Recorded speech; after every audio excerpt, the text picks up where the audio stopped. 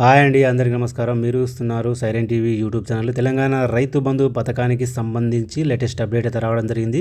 రైతు బంధు పంపిణీకి సంబంధించి ప్రభుత్వం నిజంగా రోజుకొక మాటనైతే మారుస్తుంది. రైతు బంధు పథకానికి సంబంధించిన అమౌంట్ అధికారంలోకి రాగానే డిసెంబర్ 9 తారీఖు నుంచి వేస్తామని చెప్పారు.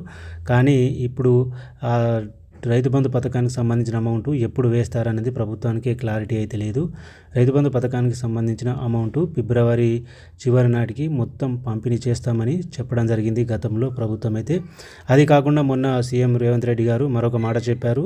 మార్చి 15 వరకు రైతు బంధు పంపిణీ పూర్తి చేస్తామని. ఆ మాట కూడా మర్చిపోయి మళ్ళీ రైతు బంధు పంపిణీ తేదీనైతే మార్చడం జరిగింది. మళ్ళీ ఒకసారి నిన్న జరిగిన మీడియా సమావేశంలో రేవంత్ రెడ్డి గారు రైతు బంధు పంపిణీ అనేది మార్చి చివరి నాటికి పూర్తి చేస్తామని చెప్పడం జరిగింది. ఈ విధంగా ప్రభుత్వం గడికో మాట మాట్లాడడం వల్ల రైతులకైతే ఆశనైతే లేకుండా పోయింది. ఎందుకంటే ప్రభుత్వం రైతు బంధు పంపిణీ చేస్తుందా లేదా అని వాళ్ళైతే నిరాశలో ఉన్నారు. వాళ్ళకు తగ్గట్టుగానే ప్రభుత్వం రోజుకొక మాటనైతే మారుస్తుంది.